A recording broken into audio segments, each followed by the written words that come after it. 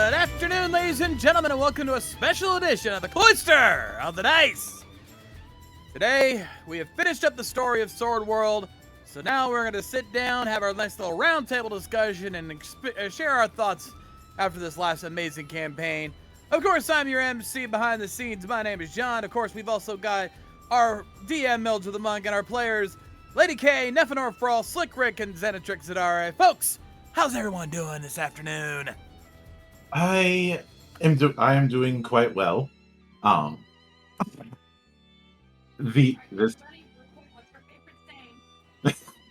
It likes to give us a middle finger. That's mine. Mm-hmm.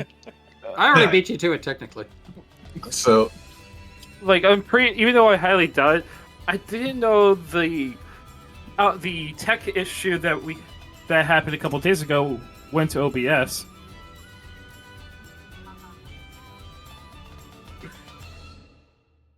the fuck, But things have been going good. I just finished an interview earlier today, and I'll end up having one more later tonight. That wasn't the initial plan. It's just that because of my technical problems last Sunday, a lot of stuff had to get shuffled. You know, it's what happens when you have a thunderstorm that borders on a tornado hit your area, and it takes them 18 hours to get your network back up. Which I shouldn't complain about that kind of thing because some of my neighbors had to deal with downed trees. But it is one of those things. But beyond that, things are looking good. I'm starting to get art. I'm starting to get some art for a future project. You'll all see when some of you know what's coming, but the rest of you will see when the time comes. And of course, next month there's going to be a few surprises and a few bits of improv. But getting into further on that would be a bit of a spoiler. But obviously, I am a very happy monk for being able to finish something that I've wanted to do for the longest time, and I kind of hinted at this when we did the study hall stream. But Sword World has been one of my white whales for the longest time because I only had half-assed translations until I discovered the current translation that we've been using.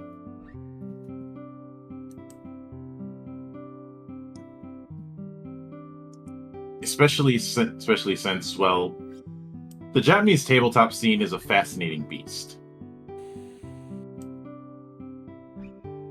I'm not going to say that this campaign aboard the Magic Railroad was the longest we've done, but it's certainly longer than some of the others.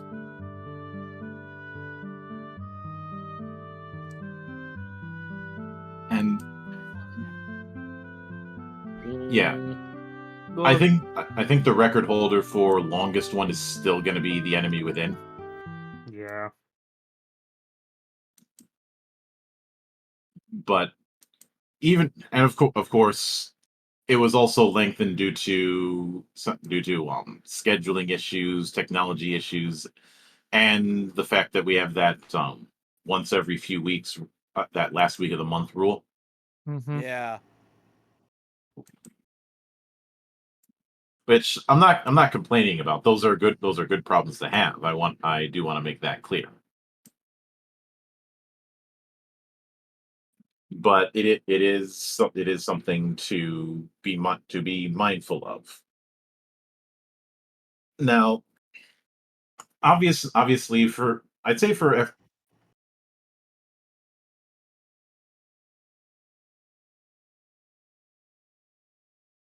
happening, and I'm not blaming him for this. This wasn't his fault. Was the whole thing with Theo? Outside of control. Yeah. and it's only recently that I learned the full issue of what was happening that caused him to have his in and outs when it came to showing up.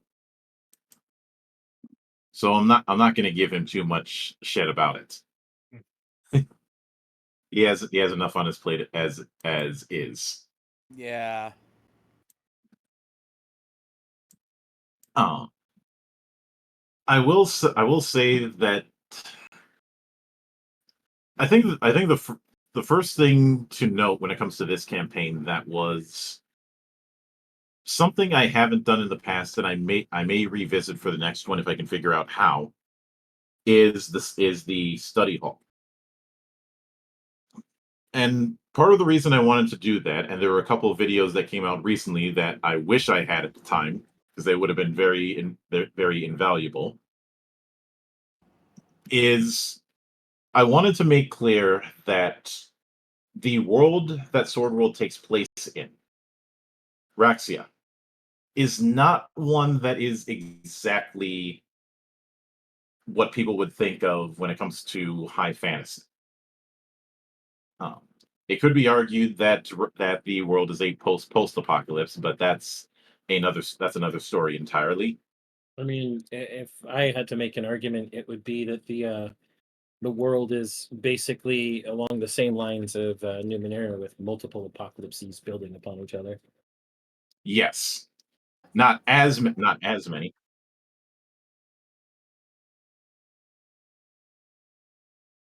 Mhm. Not as many, but still a not insubstantial amount. And I think it also helped to nail down that the races, classes, and other archetypes were not. This wasn't going to be what a lot of people would think of a fantasy affair. And I also wanted to nail down the fact that the game design philosophy of a lot of Japanese tabletop is not the same as what one might expect in the states. Um, not to get too far off on a tangent, but this is something I've had to beat into the heads of a lot of people in the wake of the FF14 TTRPG, because I've been seeing a lot of people try and house rule it and basically try and turn it into D&D or try and claim that it's too board gaming or something like that. No, there a lot of the TTRPG space in Japan was born out of video games. They're not out of say, not out of say, war games like it was here in North America, and that colors a lot of the designs going forward, along with some other aspects that I find interesting. But that's another story. Um, would it be fair to say that one of the big hurdles to get over is the fact that multi-classing is not this optional thing, but something that's actively encouraged?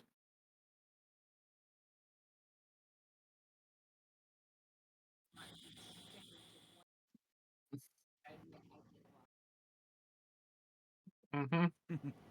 Old habits die hard, and I wasn't surprised that was something that happened. I will note that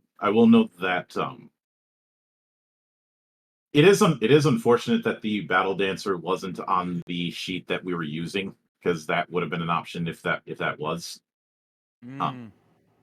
an option that almost got taken, and if it was taken, that would have made things a bit awkward. But the the one class that I knew right out of the get go I was not going to have anybody take was Warlock. And it's not because Warlock is a bad class or anything. It was the fact that Warlock is a bit more of an advanced class. It's the casting class with the highest floor. it'd be akin to somebody picking wizard as their first as their first class in a more ubiquitous fantasy game. But did I do want to ask you guys, did all of you have a idea of what you're going to do character wise before the round table or afterwards?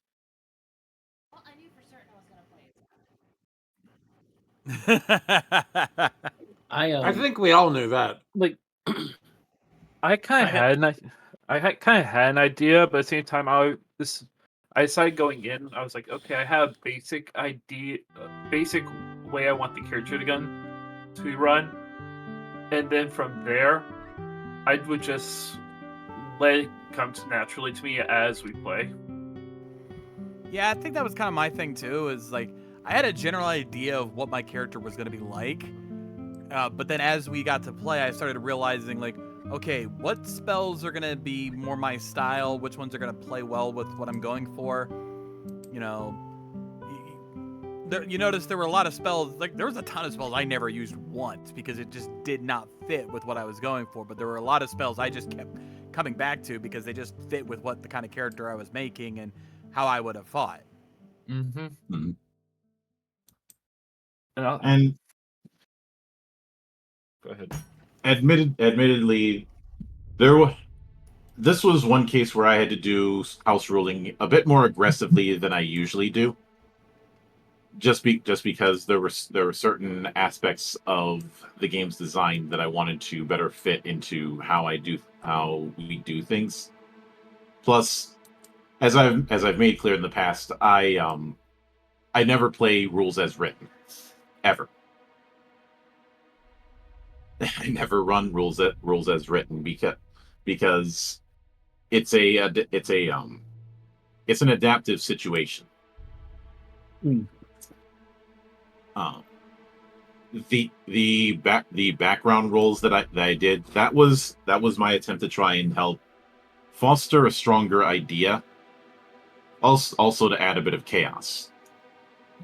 Normally that's meant to be a alternative to standard character creation. I just took a little of column A and column B.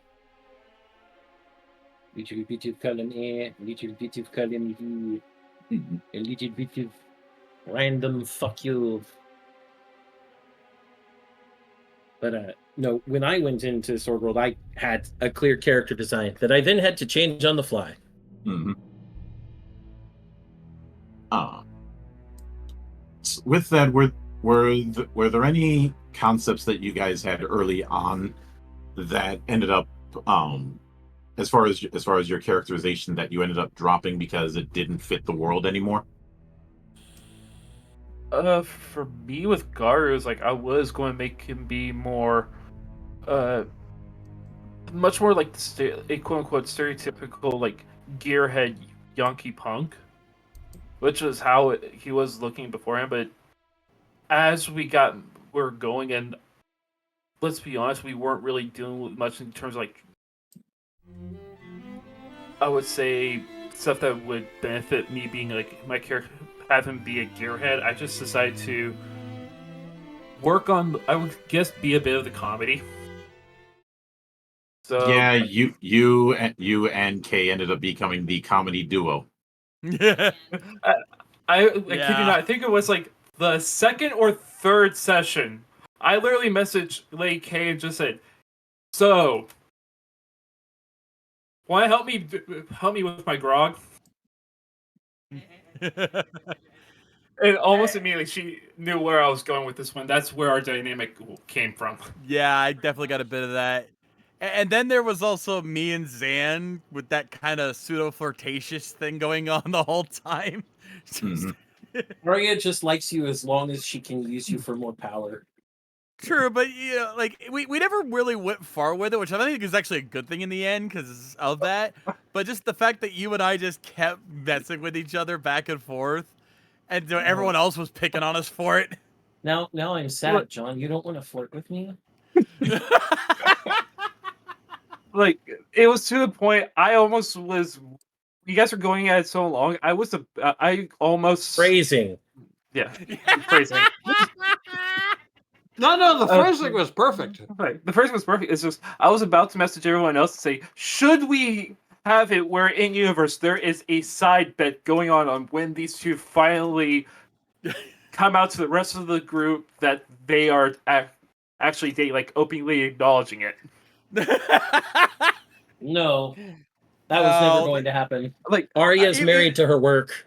Yeah, and so am I. It was just one of those things. Like, it was there. We're gonna play around a little bit, but neither of us were ever gonna take it serious. I think you and I both kind of already knew that, and like just went with that direction. You're just like, yeah, we'll flirt with each other, but there ain't gonna be nothing out of it. I'm still sad John doesn't want to be the Rocky to my Frankenfurter. I look good in fishnets, I guarantee it. I can run in heels. Wouldn't be the first time I've seen a man in fishnets. I went to Shadowcasts when I was younger. Rest is Frankenfurter. No. Kay knows exactly what I'm talking about. Oh no. Ah! Your dad. Oh god. Remind me, she says. Family. You asked for it. No. I think that remind me was because she's blocked it mentally for good reasons. Yes, she did. She totally did. But I have not forgotten. Yeah, But there was a time where, as a joke, her dad. Rails. Yeah. I sense a bit of forceful energy in that kind of rail. Yeah, you too. Huh? But I will note, I had already with these kind of campaigns, something that I try and do is get people from starting level to top level in whatever way I can. That's why the house rule of the auto leveling thing was something I did, because I did realize otherwise that because of the way XP works, the amount of leveling that one would have to do in order to get into high levels would make for a campaign that would be much longer than intended. And I don't want to do one of those things where we're running a particular campaign or story arc years on end.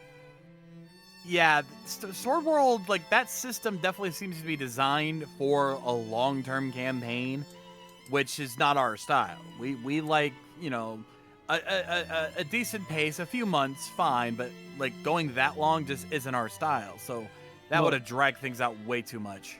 Well, Sword World is more designed for small one-shots where you drag characters to and from them. And the smaller one-shots or the smaller modules, we experienced some of those before we got onto the actual main part of Cortana. Yes. Monk and I actually designed that out. Technically, aboard the Magic Railroad itself, Demon's Line is supposed to take you from like level 2 to level 12. And that's because of the star system, primarily. It's just we were already a fairly high level for those stars to begin with. On top of that, a lot of the encounters are basically super deadly and worth a lot of XP. But then there's, bucking 7 to 8 of us, counting all of John's golems, and then sometimes even 9 of us when Theo could make it. I hope they'll be okay and can make it to things in the future. Mm-hmm. He's said that he plans to. That's good. But the particulars of the modules are really more balanced for like 4 to 5 people. 6 is really pushing it. So any higher, you're kind of tearing the game apart. Also, hello Riona. It's nice to see you, cutie. I'm gonna use her name on her name for me on her because I can. Mm-hmm. But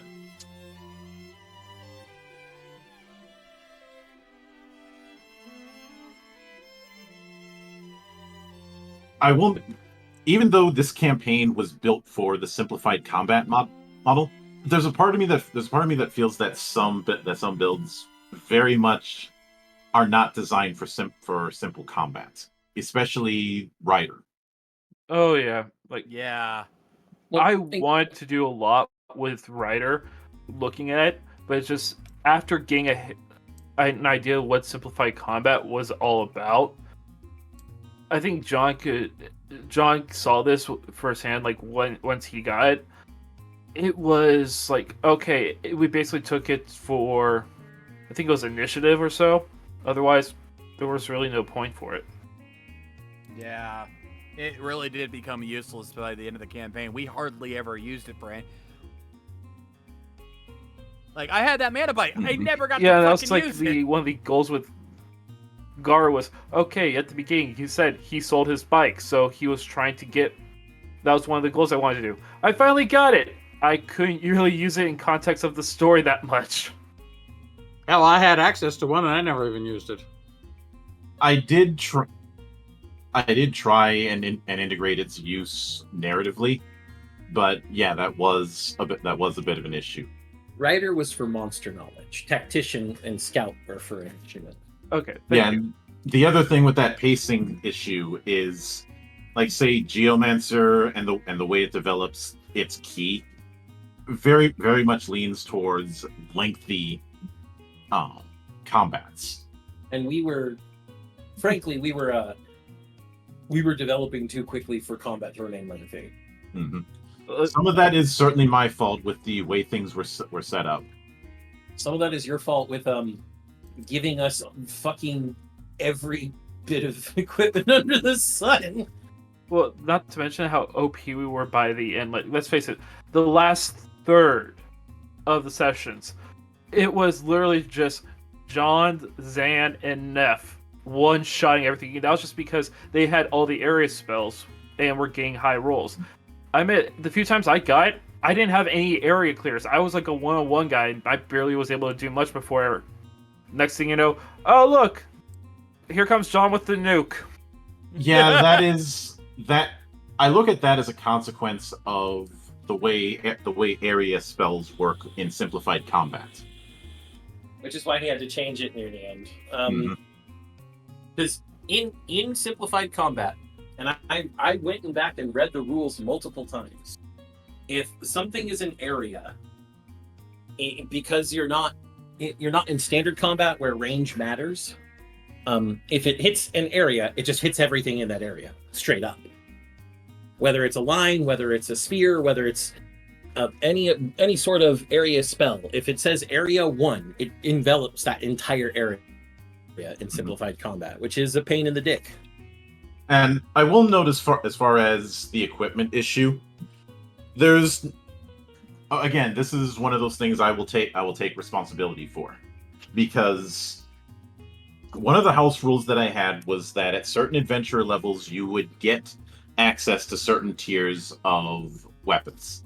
Originally, you would get, and part of that was due to the fact that I always found it a bit excessive. That you had to have a certain strength score and a certain feat in order to use anything that wasn't a B tier weapon. For context, equipment is on weapons and armor are on 4 tiers: B, A, S, and double S.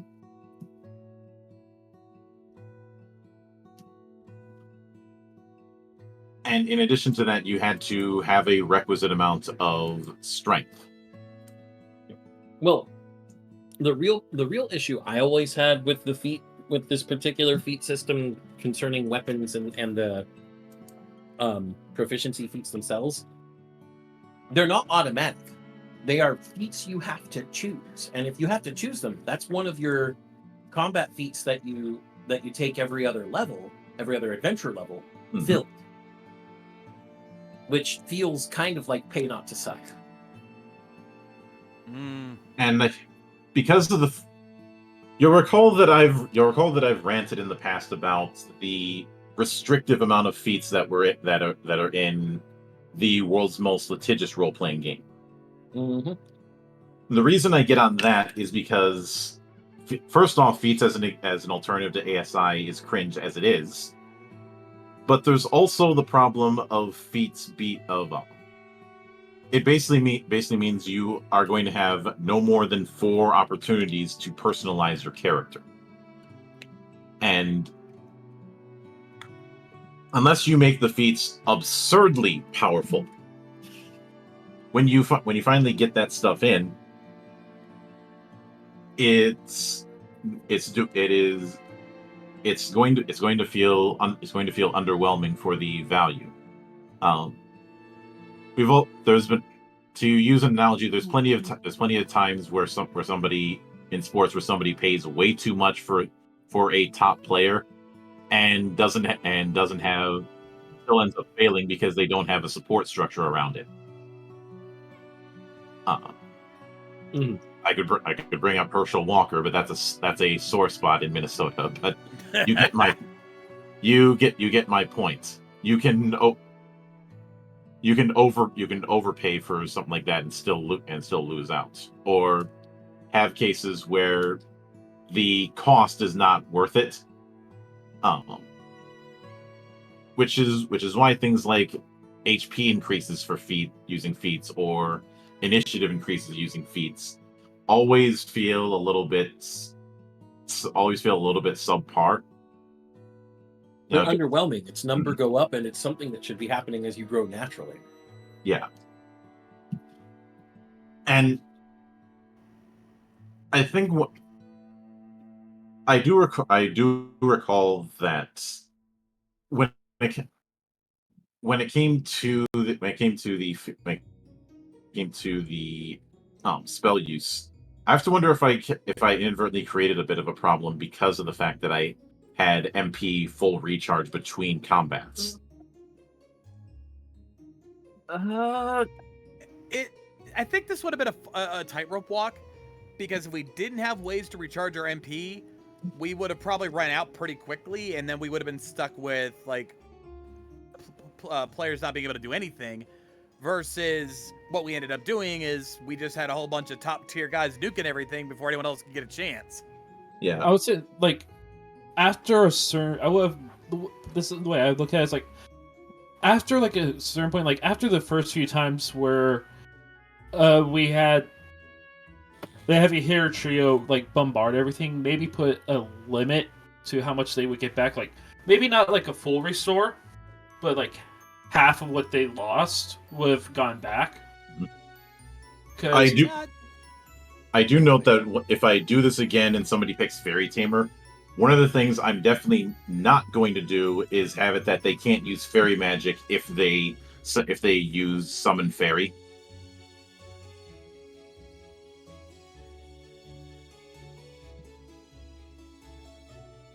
Because that's what Coops had. Like, you have. Go ahead. I understand that. No, I am going to say that there was an alternative to giving us MP every encounter that would have been right within the game, the game limits. There's actually an item called the Mako Charge Crystal. It's like a Mako Stone, except it's a Mako Stone that automatically refills your MP. You can only get up to 5 points on these things, and it refills its own MP every so often as well. And how much does that thing cost? 100 gamels per point. So you can get a Mako Charge Crystal at 5 points for 500 gamels. Mm-hmm. So you can only use one at a time for one.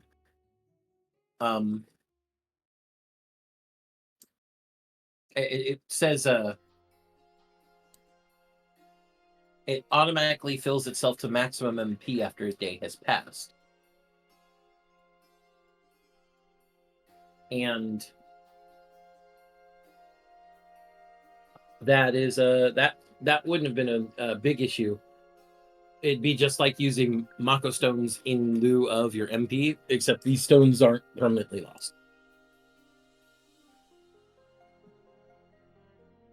And I suppose, but I do think that it's still a look that it would that would be a bit of a bandage. I don't think there's a perfect solution. Is to be perfectly honest. Mm-hmm. Yeah, the closest. I think it's something that I'd have to really hunker down and examine if I was to do it again, because I guarantee that if I do Sword World 2.5 again, what I'm probably gonna end up doing is my own equivalent of Arms Law. Just writing a bunch of stuff in as a bunch of house rules to fit our style. I can guarantee you this, unlike certain people who know who they are. I've heard one of them is unbearable. I'm not going to try and house rule my way into making Sword World feel like D&D or some shit. Oh God, no. That's been a bit of a pet peeve I've had with some people who come in who have a D&D background and basically trying to house rule something to be D&D. And I'm sitting there going, well, if that's the approach, why are you here? If you wanted so much to be like D&D, just go play fucking D&D. Mm-hmm. In some cases, they say that they want to get away from D&D, and I'm like, then fucking commit. I'm not doing the Dr. Cox gag this time. This time. I know when to be restrained. Uh-huh. Yeah. Hold on. Unfortunate twisted person.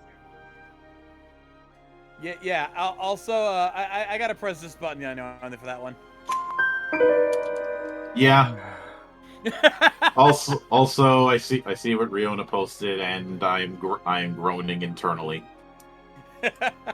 See, this is why Riona is a woman after my own heart. But no, really, she's tried to steal it a few times. I need to keep it in my chest. But that jar she's got on her shelf is so nice and comfy. Pops up in your room like Dr. Stein in Insulator. I mean, if she did that, she might not get away. I have a sconce for her on my shelf as well. Yeah. But I will also note that because the other issue is there aren't as many opportunities to utilize metamagic. Some of you did take metamagic feats, and if I'm being honest, I'm not entirely sure if multiplying the MP cost straight up is a sufficient expense. Maybe adding half cost might be better, especially given the fact that in doing that it means that only the lowest levels of spells would really get much use out of metamagic.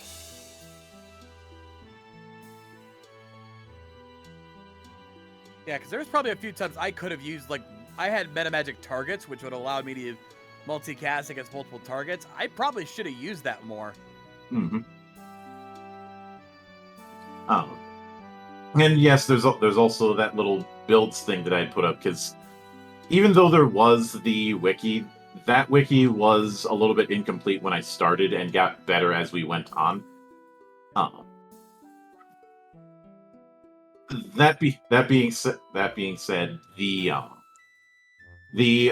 growth rolls that I did early on, those I was a bit more generous of, because I quickly realized that roll 2d6, keep the height, keep one of them, was going to result in very, very slow development, because your ability modifiers only go up every 6 points.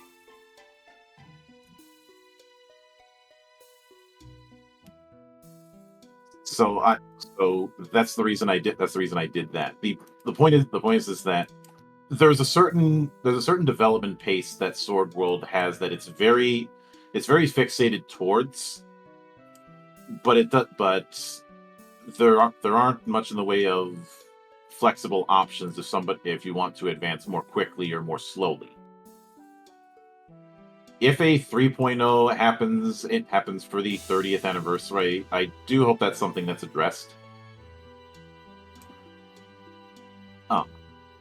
And as far as the lack of role-playing opportunities, I will admit some of that is a consequence of using this module in particular.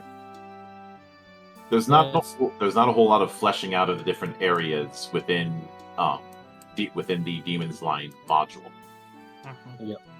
I also kind of, if we're on that topic of roleplay, I think that also could in some way be kind of on our part, just because like I know I tried getting those moments where at the very least in towns like we could do shenanigans, even if they weren't part of the actual module. But I guess like at certain points we were all just focused on getting to the next area. There wasn't really a way to build it up. Yeah, I think that's one of our biggest. I think as a group, DM and players to combine, one of our biggest failings, one of our biggest flaws is that we're in such a rush to get to the next plot point, to get to the next zone, to the next combat, that we don't really take the time to actually role play our characters very much.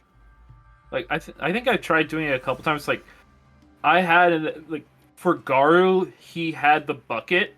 And I actually came up with a reasonable explanation for everything. It's just no one even asked where I got it. It was just eventually John decided one time, okay, I'm done with this, and destroyed it, and I couldn't even react accordingly. Mm-hmm. But yeah, that is like a problem on our end for sure. And admittedly, even the translators have spoken about this issue regarding the Demon's Line module. So it's definitely a you are not alone kind of situation. Yeah, but I also think I think back to our last campaign as well with Emberwind. We had that same problem where we didn't have time to actually role play. Mm-hmm. So we did the first time, but it was like that second campaign. Definitely, there wasn't that much. Yeah, some of it is a consequence of the fact that we operate on a rule of about 4 hours. Yeah, you have to hit certain beats within those 4 hours, or you don't make a lot of progress. Mm-hmm. If we had if we had expanded our roleplay opportunities, we'd probably still be in the middle of Demon's Line right now. Yeah, and like I said, this is one of those things where a lot of people have taken different when it comes to the Demon's Line module. If I were to redo it, something that I'd probably try and theory craft is creating different movers and shakers within each of the settlements. There already kind of is that in the natural history of regions series of books. I just would have gone a little bit further with it, or what someone might see within, say, the different trains. You know, because 2.5 puts a big emphasis on the train system.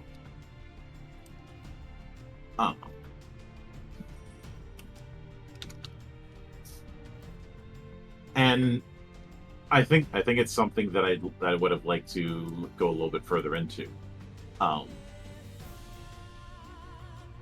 especially since given the use of trains, that is a perfect opportunity if we revisit to go a little bit Wild West with Sword World. Yeah, it's like I think when we heard like the train thing and realized how much train was, that's part of the reason why I chose Rider, just in case like, oh, we had our own train we had to travel around. I grossly underestimated that. Mhm.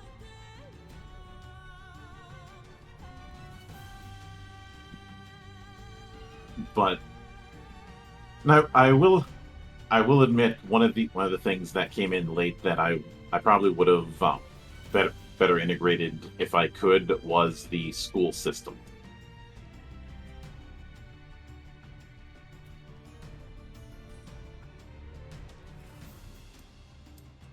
You know, where I had some of you get access to some. It's just I wanted to do that with every character, but some of your guys' builds wouldn't really fit. That and some of some of the treasure that you guys got, especially when it came to a certain priest, was very clearly built for certain gods more than others. I.e., with the assumption that you'd be using one of the more major gods like Lyphos. Lyphos or Titan, you know, the bigger names. Mhm. And I know it'd be easy for someone to say, well, you should have made that clear during character creation.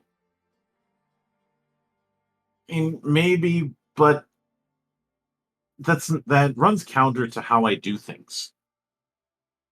I don't like trying to pigeonhole someone into a certain build. I'd rather them develop a build naturally.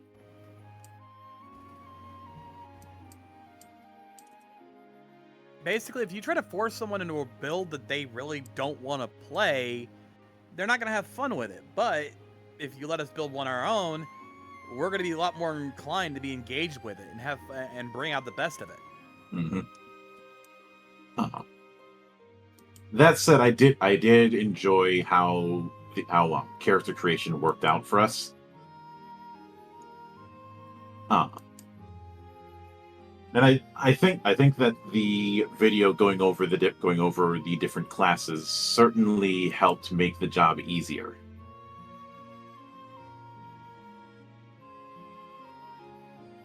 But I think I will note of the well, let me ask you this, Zan. If we revisit Sword World a year from now or later, instead of using simplified combat, which of the two remaining do you think we should go with? We should follow a natural progression. If we're going to go above simplified, we should start with standard, because going with advanced combat needs a good grasp of standard in the first place. And standard is going to feel a bit like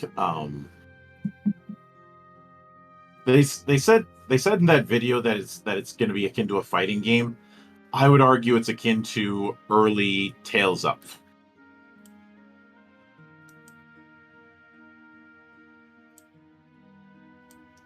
Because even full on team fighters are going to focus on one-on-one. I can see the comparison. I don't think it would exactly play out like early Tales of. I'm more, and keep in mind when I say early Tales, I'm saying I know you're talking Fantasia and so on. yeah, SNES and PS1 era.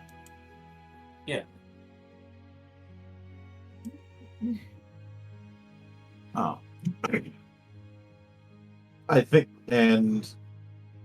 what I'd end up needing to what I need to do in that regard is go through a bunch of like RPG Maker games and grab a bunch of battle assets that way. Mm-hmm. I will note that one of the things I did find interesting that I may explore in the future is when it came to we technically had dungeon crawl explorations, but they were more about zones than about individual segments. And I think that's an approach I'd like to revisit in the future.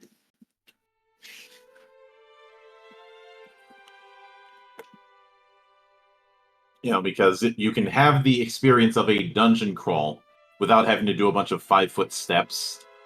Yeah. A bit ironic that people who play that kind of thing out tell me that certain games I play are too board gamey. It looks like hypocrisy is their thing, though. There's no standards like double standards. Hey, if they didn't have double standards, they wouldn't have any at all. And I will also admit that because of the fact I didn't have a whole lot of NPCs to work with, it also meant certain archetypes when it came to the different races I wasn't able to fully explore. Like in hindsight, I should have had some degree of Arya getting side-eyed because she's a nightmare. Yep. Except I think in the Kurgana region that wouldn't have been the case, because they probably see a lot of them there, considering they're right by the wall of the abyss. And one of the more famous wall guardians is a nightmare. So, or the I know one might say, wouldn't the elf in the party get more side eyes? Not really, because elves in Sword World aren't that kind of elf. But I do know if I revisit this kind of thing, I would want to give more opportunities to allow people to spend money to improve their weapons in a way that wasn't so expensive or with so many drawbacks, like the whole abyssal enhancements. Abyssal enhancements, technically ignitite enhancements would have been good, but they also come late in the module and they're expensive. Yeah, that's one problem that I definitely had with a lot of the equipment and magic items. They are prohibitively expensive. Which is why you just gave some of them to us. Getting that many gamels in a game means you'll only be able to afford like one piece of really good equipment. Mm-hmm. Again, it's very clearly skewed towards that long approach. Long approach, or the approach of you're going on multiple different small adventures and slowly building things up for that one character. Mm-hmm. But which is fine. It's not our style. Mm-hmm. And I will admit that I think if I further revisit, would it be a good or bad idea to have certain classes get proficiency with certain types of weapons, or if that shouldn't be the case? No, I think getting automatic proficiency as your adventure level goes up was the right call. Like I said, if not, you're spending active adventurer level combat feat slots on those, and that can take away your build ideas pretty heavily. Mm-hmm. I don't like that. Yeah. Because so just to point this out, guys, any of the times that we would have needed to get the proficiency feats, they would have usually been the level after we would have had access to those. Like, we did them at like level 4, and then later at level like 10. Yeah. And that means that instead of, like, if I pull up my Roll20 sheet right now, instead of for my level 5 combat feat, which I believe was,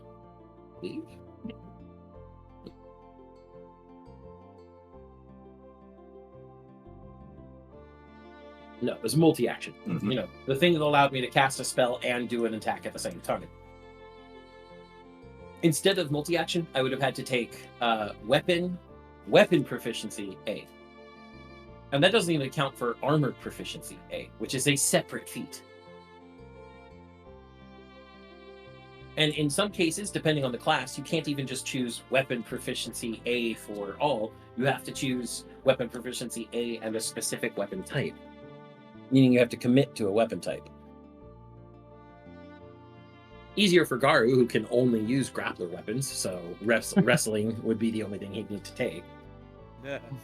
But for someone like me, or someone like Sandra, or even people who had weapons that they did never have to use, you'd have to choose one weapon type, and you'd have to stick to that weapon type. So it's very limited. And you also lose out on, like I said, the combat feats you normally would have chosen otherwise. Like, I never would have been able to get Cleave 1, Cleave 2, and multi-action so quickly. And of course, with the school that you picked, you needed multi-action.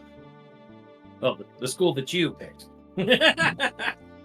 Well, it was the one that was the best fit. Mm-hmm. Oh. I know. I looked at the schools and was just also like, note that after the first encounter, I ended up doing a rule where I was using the static attack and defense values. yeah, because a lot of the enemies, if you use the rolled values, they have some very significant base values. Like if I just go back to Demon's Line, where are you? There you are. If I open up the Demon's Line book and I go down to that final boss we fought, she Azerav or Azerave. Mm-hmm. Her initiative value as it is 18. Her base fortitude, if he's going to use it for rolling, is 14. Same with her willpower. Her reputation her reputation and weak point information are 18 and 22 respectively. And then of course her accuracy for her body parts were all 14, 14, and then 15 on the tail. So if he rolled for accuracy instead of just using the static number, instead of just us having to beat a 21 or 22, he could have rolled like a 30 and we'd be absolutely screwed. Well, a 30, well, that would have been boxcars, so not a 30, but like a 23 would have been easy to hit. That's just a 9. That's a 6 and a 3 or a 4 and a 5. So it absolutely could have made it much harder for us, even with our own high stats. Mm-hmm. The averages just meant that our rolls were all that mattered, which is nice, to be honest. Yeah. And I will know one nitpick I had with Demon's Lane itself is that you had is the surprise monster entries that were in there.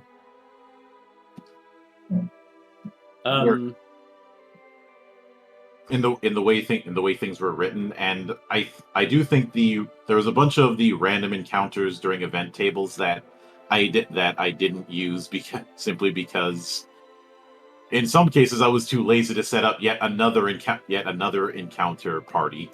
And in others it was the fact that to get high enough on the roll table, you have to be tracking time very, very, very closely, and we weren't. Like, just so you guys know, moving between areas in the game were supposed to move us one more on the time tracker, and that would determine how many days had passed.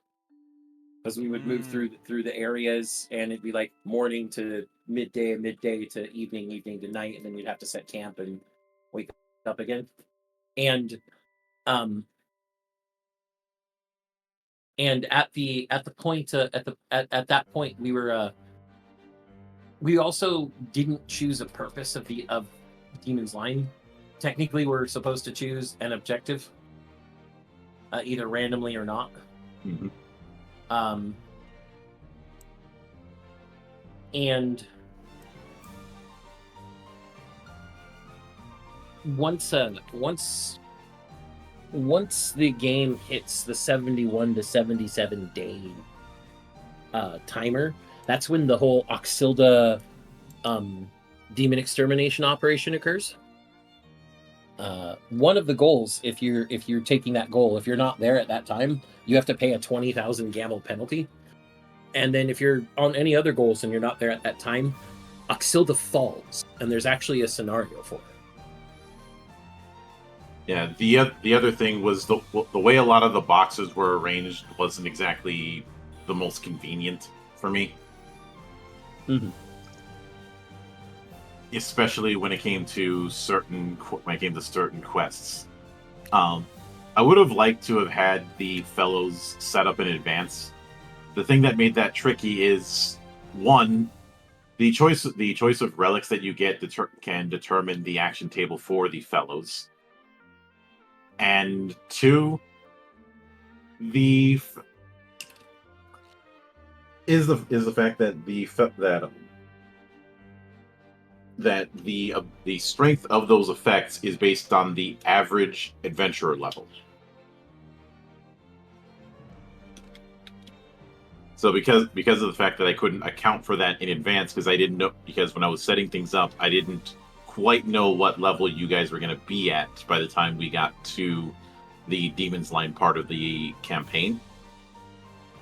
It was something I had to do on the fly. And truth be told, I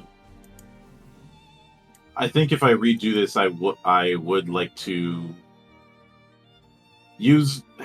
give myself more opportunities to use fellows. Not just as a stand-in for when a certain player can't make it.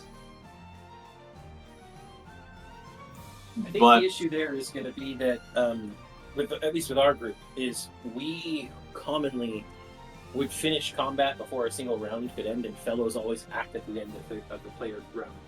Mm-hmm. Yep. Yeah. Like how OP we were, but I want to speak on like the fellow thing. That not just like within the gameplay wise, but also as a way to help things to keep going. I thought it was a really good idea because, like, IRL stuff happens all the time. What's going on with Theo, like, his issues. We were still able to keep going, where I think at Emberwind, if something like this happened, we would not be able to do anything because there was no system implemented within the core rulebook for if a player couldn't make it.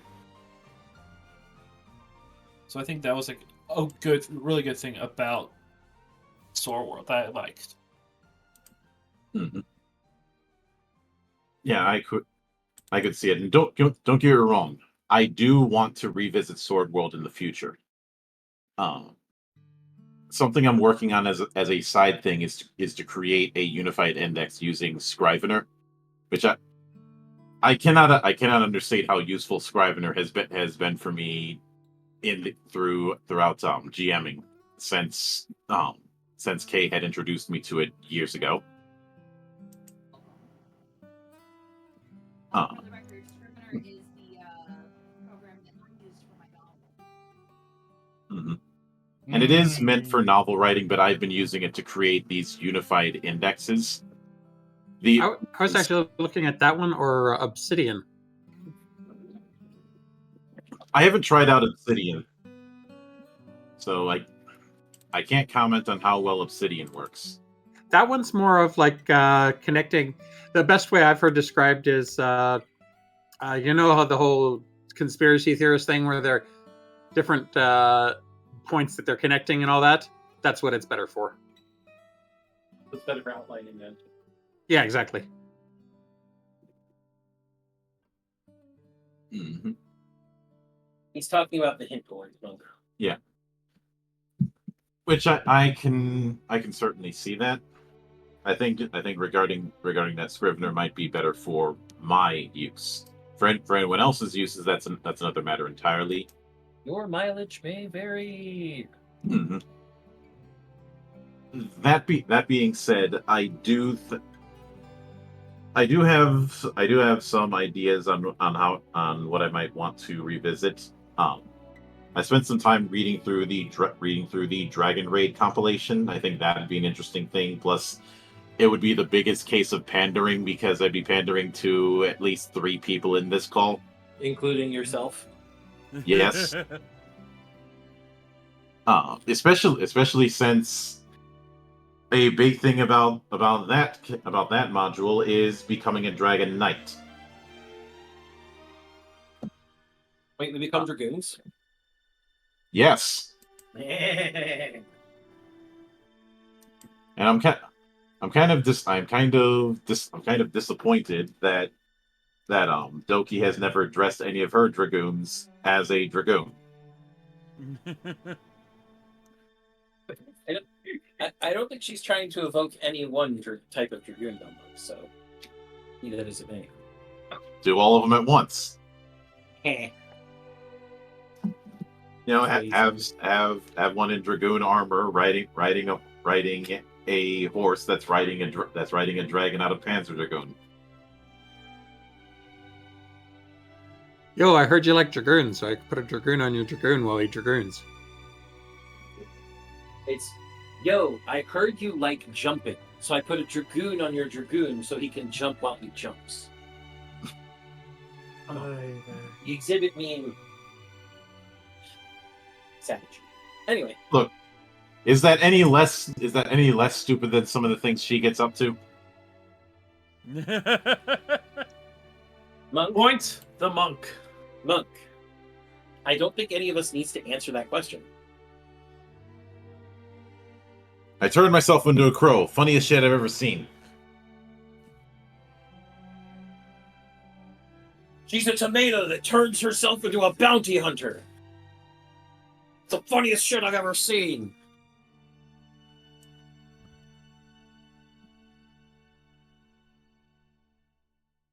But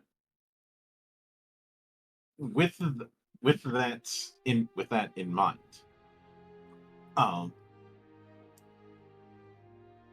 there. I think if we revisit Sword World, would you want to have something that goes through multiple regions, or something that is a full campaign that sticks to one region?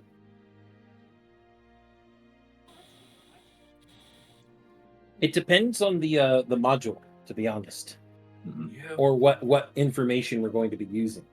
If we're going to go really in depth on a single region, then staying in that single region would be the best choice. Yeah, But I think that region would probably have to have a world book, wouldn't it?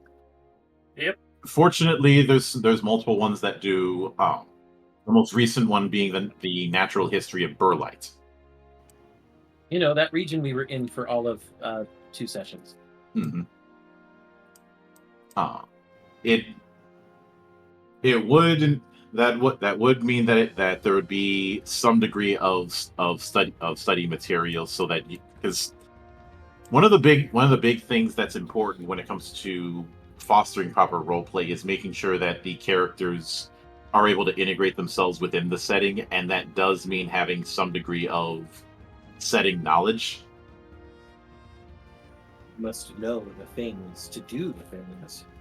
Like, it would be real awkward if say one of our artificers didn't know why people don't just make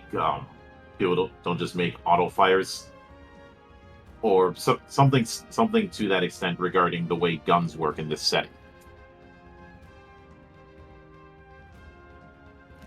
Well, why don't we have a repeater?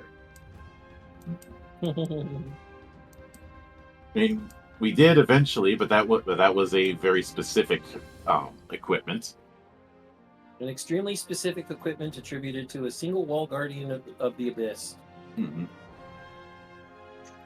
And maybe down the road I may commission some art to be done of the late game versions of the characters. Oh yeah. If only because I'd want to go with this idea of say Azrael being being held up by a giant ass golem. There's a part of me also. It's like there is a part of me. It's like looking at the way the characters are now. It's like if we come back to it, like if we're doing a story in the second era in a different part of the region, that I would not be opposed to trying an entirely different new character. But at the same time, I also would not mind continuing on with Garu as he is. But Yeah. I can't say the same for everyone else. But Oh, none of you is ever meeting Arya again. After the end of the campaign, she went back to the wall and leapt into the abyss. She's there fighting demons for the rest of eternity. Imagine the ending of Devil May Cry 5. That's all I'm saying.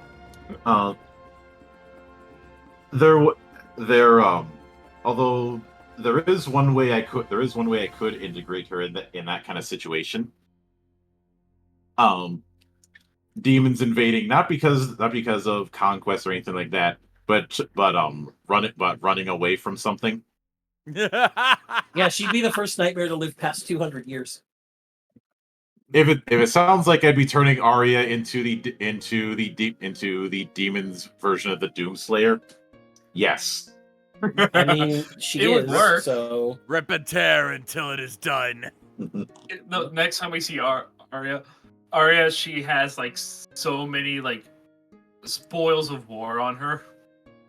Well, it'd be a good way to integrate a warlock whose demons really want to do a contract, because a contract means they're not in the abyss, and if they're not in the abyss, then they don't have to sleep with one eye open all the time in case she shows up. That would also give a chance for Arya to be the red of this particular campaign. Yeah. The super secret challenge boss that you fight as a test, and she's just going easy on you. I just imagine someone makes a warlock with what they think is a demon, and the warlock is like the only goal his patron tells him to do is kill demons, and eventually he meets him, and it turns out to be Arya. So Arya has disciples. Well, warlocks in Sword World specifically contract an actual demon that they summon out of the abyss. They get to see what they're contracting with. This isn't like the vague contracts that you see in say the world's most litigious role-playing game regarding patrons. Okay. No, Arya would never have armor and weapons made from demons. They're weaker than she is. She doesn't need weak armor and weapons. She would keep the armor and weapons she got for the end of Demon's Line and just use magic to make them stronger and stronger as time goes on. Until a portion of the abyss is just peaceful and the gods are like, what the fuck is wrong with this woman? I'm sure they're already it'd be a dilemma of we have to deal with this woman. On the other hand, the fact that they're so shitless means there's been less shallow abysses showing up. It's like it is a classic case of job security. You know that Zan, you remember that whole thing with Zach, like, we've got to kick him the fuck out of the military. Wait, if we kick him out, we don't have anyone to fix guns. Yep. Shit. Yep. And ladies and gentlemen, that is what we in the business call job security. No, I'm just imagining like that's going on. Meanwhile, our party in the background, like they somehow hear and they're like, "Yeah, this is just normal for her." Yeah, so this is exactly what I expect from that crazy bitch. You're just mad. You're just mad you can't light her flame anymore. The only thing is, by the time you guys get to the abyss to see her again, however many years later, I think I probably would have gotten enough XP to multi-class into half of the classes. But fuck, you'd probably be doing deep magic by that point. Mm-hmm. You guys show up. Garu says the comment about you're just jealous you can't light her fire anymore. Arya looks at Garu. I can do that with myself now. Phrasing. Gar just looks back at I know Azrael. what I said. Yeah, Gar just looks back at Azrael. I think you've been replaced, bud. Makes him so- Demon Queen, no. Nightmare Queen sounds cooler for one. Yes. And for two, that's what she is. How many nicknames did we have for our characters by the end? Because we had the one for... We had Bun Bun. The Bun Bun of Darkness. I still can't believe it took you that long to figure out what I did. And I'm the one that had to point out to her that I saw it happen as we were still playing. Mm-mm. For context, when they got the Lord of Darkness titles, and she decided to put it as part of her character name. I decided to have a little fun and changed her name on the Discord server to Bun Bun of Darkness. And it wasn't until after we had finished the live stream, 6 hours. But to give you some degree of credit, that is still less time than it took for John to figure out what I meant by fuck the Watsy. Fuck off. Man, it's fun seeing it from another side. No thanks, John, you're married. So I didn't say fuck you, I just said fuck off. Difference. See, I don't make promises I can't keep. Wow. No, my response is, fuck me yourself, you coward! No.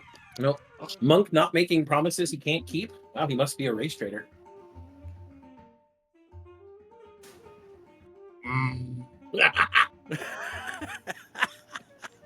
Silent rage. I hadn't made a joke about Monk in a while. It was time. So, And you know what? I'm gonna thank you for that one, Zan. Thank you. You're welcome. I will note I have to I don't know if this was an issue with how calculation worked with Roll20 or something else, but I do think that criticals were could stack a little bit ridiculous. No. It usually worked one way or the other. Either we had a whole ton of boxcars or a whole ton of snake eyes. Mm-hmm. It's very likely Roll20's engine. It's known to have a weird distribution that isn't actually as random as they say it is. Mm-hmm. People have done entire statistical studies on Roll20's engine. Yeah, that's part of the reason why I've been so generous when using Roll20 when it comes to rerolls. Mm-hmm. It's not to give people more successes, although that certainly doesn't hurt.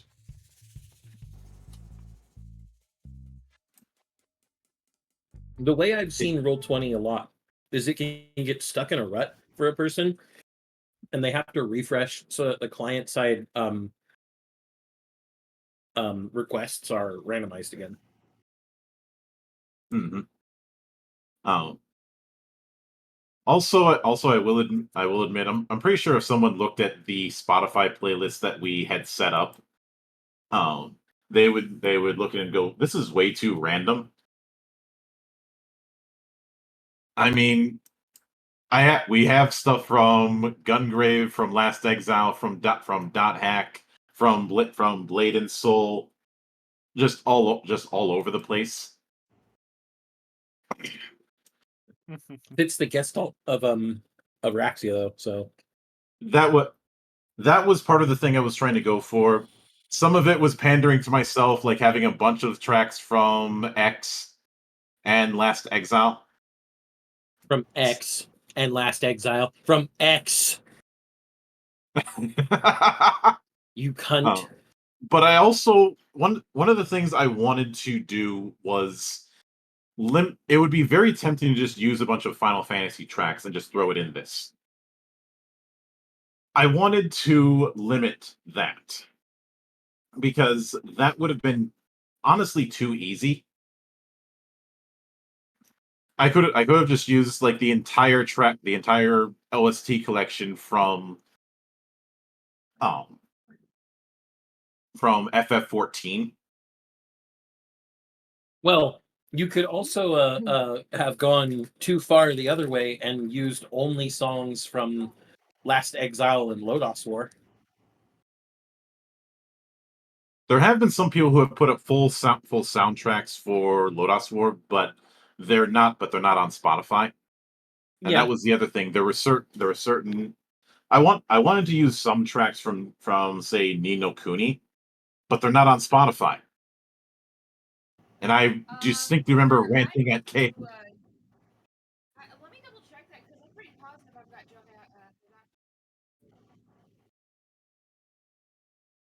Joe. Well, Joki Saishi does have stuff on Spotify, but that doesn't necessarily mean all of his stuff is on Spotify. Yeah. And I also wanted to not limit myself to just using a bunch of soundtracks from different video games or anime, because there is the key thing is variety. There's even one track from Christopher Lee in the list. That Only being one. the instrumental version of the Bloody Verdict of Verdun, because in the last few years of his life, Christopher Lee said, I'm going to join a metal band." And did a concept album on Charlemagne. But I Which even was had freaking awesome. I even had some stuff I had a couple tracks from Garo, actually.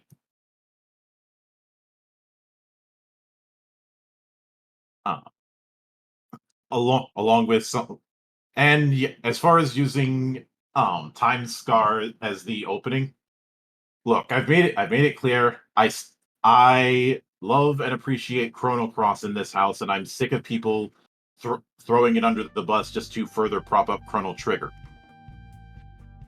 I love both games. I like both games. I want to make that clear. I just don't like seeing people throw one under the bus to prop up the other. Yeah, that hasn't happened in a long time though. I mean, with a lot of fanfare anymore. Like there are still a few grogs that say stuff like that, but most people acknowledge Cross was a good thing on its own. Yeah. But I do remember some folk getting on my case for saying, why do you have tracks from Gungrave in this? First off, because I love Gungrave to death. It is one of the rare cases of a video game that actually had a good anime from that time. I mean, we have a better run of luck with that nowadays, but for the longest time, the adaptation curse wasn't limited to just movies. I mean, one of the higher rated. Good. One of the higher rated anime that has been done for Cloister, not for Cloister, but for Parliament of Geeks, is based on a mobile game. Nope. And we've repeatedly told people, just because it's based on a mobile game doesn't automatically make it bad, because Seven Knights Revolution was much better than it had any right to be. Circling back to the so either the game soundtracks, the discography, but the Anime's album, of course, he's on there. Yes, they did make an anime. I knew of that, but at the same time, I specifically wanted the music from the games. So I mean, rightfully so. You won't find a bigger Ni no Kuni fan than me. yeah. And more specifically, I had felt that if if I didn't have that restriction, I would have used more of the music from Ni no Kuni 2 than 1 because I felt that was closer to the mark. Well, that and Revenant Kingdom as a whole is closer to what what I was shooting for with this than Wrath of the White Witch does. I can see that. Um, it's for, and you guys know how in the primers I usually have a short list of inspirational media. Um, this is one moment where I do have to call out some of the people in the Sword World Discord because when I asked for that kind of thing for my players, a good chunk of the people there were of no help whatsoever because they said, well, the creators haven't listed their influences, so and I'm like, that's not the point. Because I was asking what mediums what media would be good inspirational would be good inspirational material for my players to look at, and I either got nothing or I got one or two people who had said Lodos. I was like, one, that's fucking cheating. Two, it doesn't count because I'm not running 1.0. You know where Lodos is. Mm-hmm. It's only been in the last couple months that we've gotten some degree of translation material for Sword World 1.0. I know some of the people on that team are working on translating the complete edition. But that's not finished yet. Although as an aside, reading through what Sword World 1.0 was doing, it makes even more sense that Sword World was used as the template for the Goblin Slayer RPG. Especially given how the dwarf and the lizard man work in that anime. Yep. Because even though it's in the GM's guide, admittedly a pet peeve of mine, 1.0 had a class called Dragon Priest. And one of the things that you could do with it is use bones to give yourself skeleton allies. And who uses dragon teeth to give himself a skelly boy to help out in combat?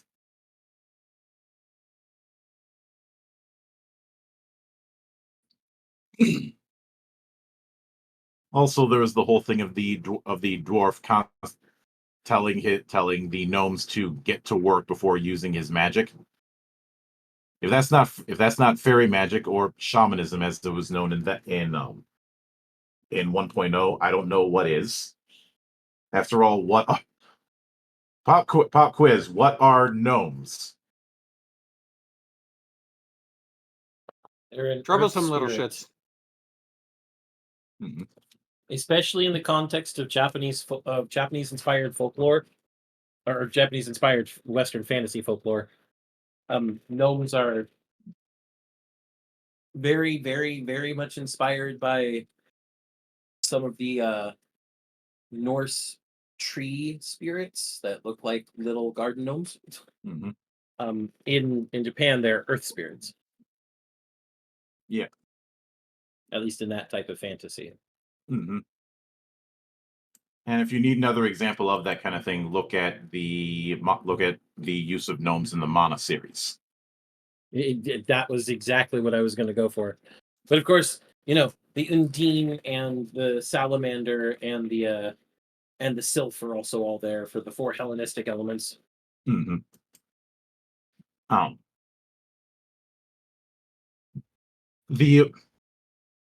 The unfortunate thing with campaigns that we do in the future is that we're not going to have the same ease of use when it comes to not just sheets but also in some mechanics. Not every The wiki that we use for this, that is an exception, not the rule. And unfortunately, I'd used Google Sites for creating my own wikis at some point, but the newer version of Google Sites doesn't really do it all that well. I really don't like the way the current version of Google Sites works, and it does mean that in order to do a proper index again, I'm gonna have to make a bunch of big ass documents on Google Docs. I don't like that I'd have to do that, but I don't have a whole lot of options Not really any choice. unless I have everybody else install Scrivener. My license is only good for my computer, so. Yeah. Mhm. So it's an option that I'm not able to take. Now, that being said, I do I the I will note that when I do with the unified index that I am developing, the overall goal is to have something that would have the resources of both Sword World 2.0 and 2.5. Because something I could see myself doing in the future is some sort of campaign where we spend half of it in Terrastier and the other half in Allflame.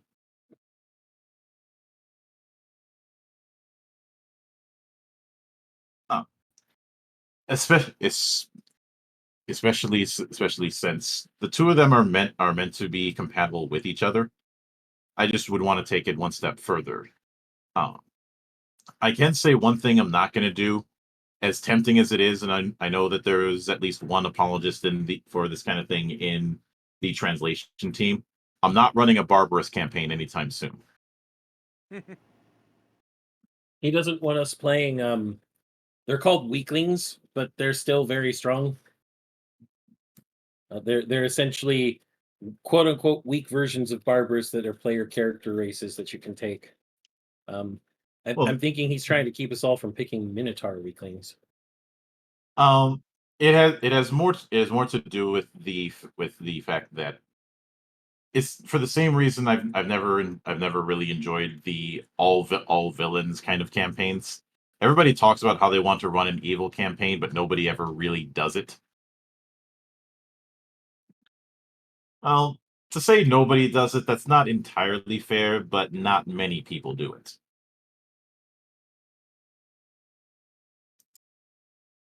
And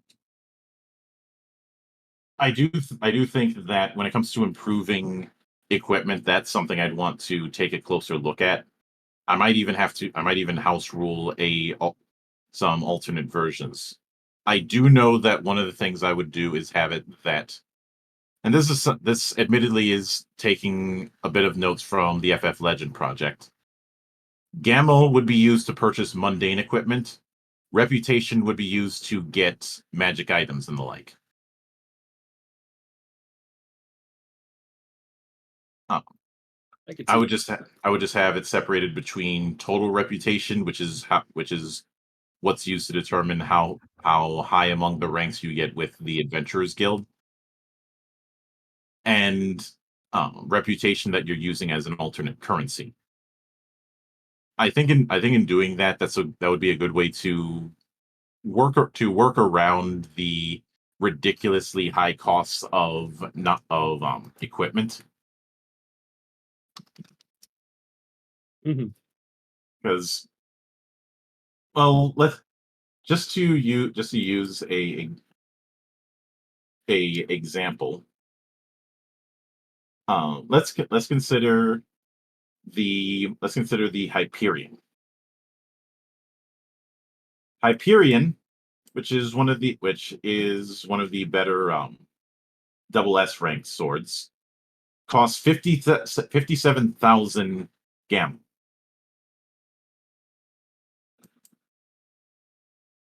And even beyond that, let's also consider how much ignite processing costs for what you're getting out of it. I think it was like for upgrading a double S rank weapon, it's 20,000 gamel just to upgrade it. just to go up 10 points on the power table. Mm-hmm.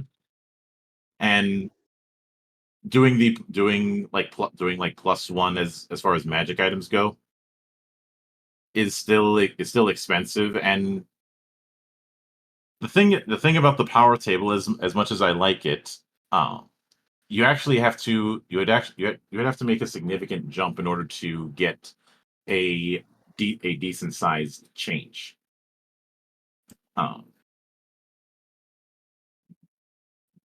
That being said, I do love it as a concept, and I think you guys enjoyed it on some level too. Yeah, we had fun. Because let's see, like from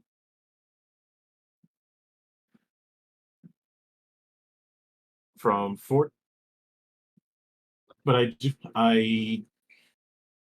do know that if we revisit it, one of the things I know I'm doing is I'm not using the character sheet that's within Roll20. I would have you guys use fillable PDF sheets, which is going to be a little bit clanky. But the big reason for that is I was already kind of doing that with those build documents that I had set up, just as a way to quickly reference things, especially when it comes to spells. Mm. Um, so something that is kind of funny is that John had the opportunity to use undead and never did.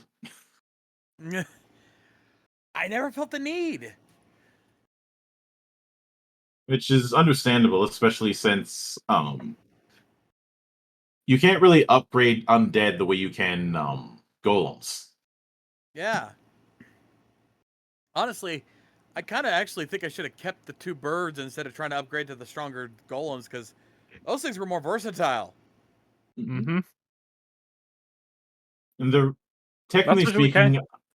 speaking, I wasn't supposed to let you act and then let the golem act on its own turn. Yeah, I'm supposed to command the golem. That's the whole point. Yeah, but I've never been a big fan of that when it comes to summoner archetypes, and hell, even the summoner that we have for FF Legend isn't doing that, because the fantasy that I've always wanted to manifest with the summoner archetype is not necessary. The way I put it is, it's less of the Pokemon trainer and more akin to Raido Kuzunoha. You know what I mean by that, Sam. Mm-hmm. Essentially, see what would be a bit Sam. What would be a better example of that? That would be a bit more apropos for the crowd, because the motif I'm thinking of is the summoner and their summon fighting as a combined unit. Astral Chain. I could go with Astral Chain and its predecessor, Chaos Legion. I know it would be tempting for someone to say JoJo, but I don't think that counts. No, because that might count in later arcs, but not the primary stand arcs. No. And even then, it's still a somewhat limited set of ones that would count. And I'm aware of say Pokemon Trainer in Smash, but let's be honest, it's still the same problem. yeah, That's why I said Astral Chain. That one is actually probably the closest. The legions are they fight alongside you, and you can combine with them to control them, but they also can be commanded alongside the player separately. I've described the way legions work in Astral Chain as you and the legion playing a duet. Yep. And I don't mean duet in the one player, one GM kind of thing, but duet is in the dance. Yep. I It's a tango of death. mean, if I want to be pedantic, I'd say it's a waltz because one of them has to be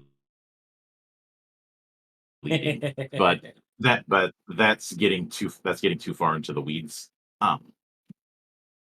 I do, and that I suppose if I have to use a bit more of a weeb example, Kiba Inuzuka and just the whole Inuzuka family in Naruto, how they always fight alongside their dogs. Mm-hmm. I feel that that is a far more engaging use of summoning, as opposed to just having the summon do all the work. Because at the end of the day, you're still having one character hanging back and not directly engaging.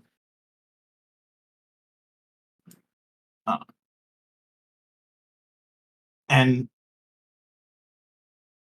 I think I know it seems like I'm very very harsh on stuff with Sword World. That's not entirely the case. It's not like I hated the experience. This was a great experience to go through. It's just there are some aspects of the Sword World that aren't exactly compatible with how things have to work here in the temple. And that's par for the course with every table. Every table is going to customize whatever game they're running to fit the style that develops.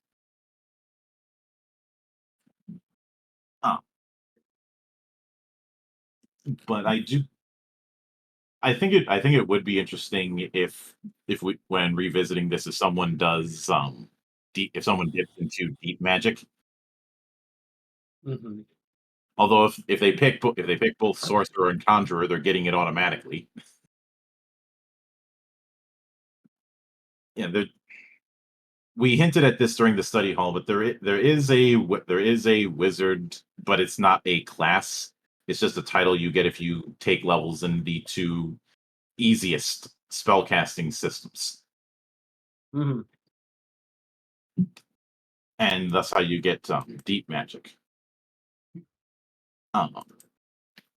There what there in 2.0 there was an alternate setup for artificers that could allow them to make their own to make equipment, but that hasn't been carried over into 2.5 yet. That's another reason I wanted to do that unified index. There's been some weapons and some archetypes that haven't made the jump to 2.5. In particular, 2.0 had flails, and 2.5 does as well. But you remember when there was that short about building Trevor? I think it was Trevor Belmont that they built in Sword World. Yes. Some of the stuff in that hasn't carried over yet.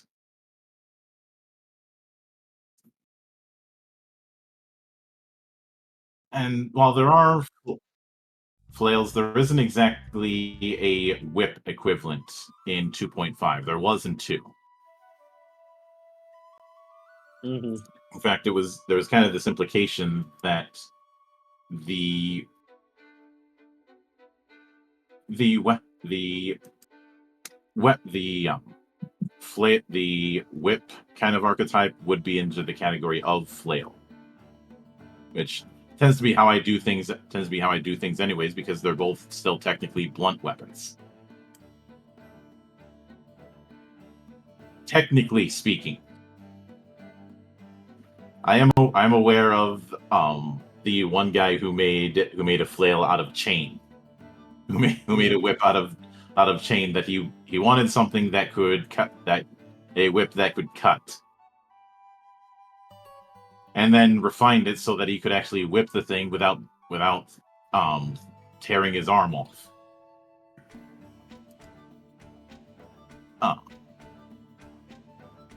But admittedly, if we ended up integrating that whole building custom weapons, I'm pretty sure somebody would have integrated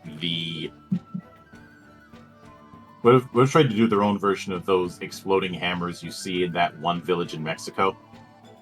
Mhm. Are you aware of that particular tradition, Kay? It sounds very familiar.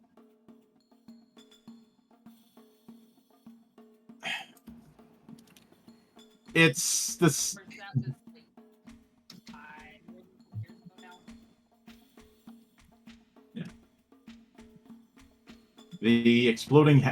The exploding hammer festival, or the festival of the exploding hammers, San Juan de la Vega. It's a tribute to the folk hero San Juanito, and basically they affix small explosives to the heads of hammers, and then do what you do with a hammer.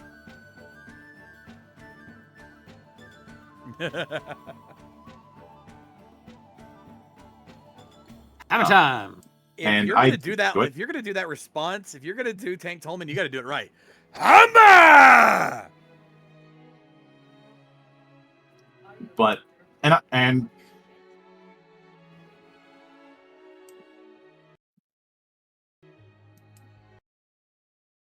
and of course I did a thing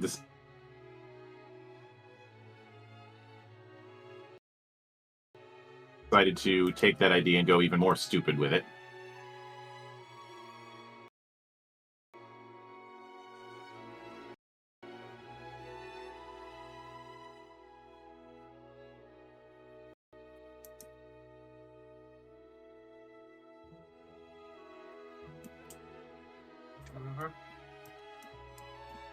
Jeez. Oh, oh, there it goes.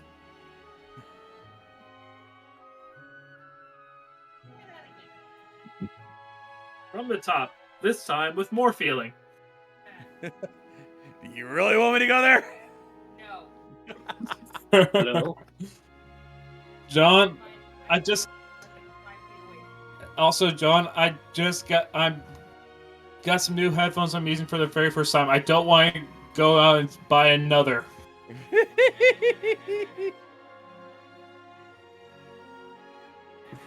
You should have thought of that before you jumped into a call with me, sir. Anyway, Rails. But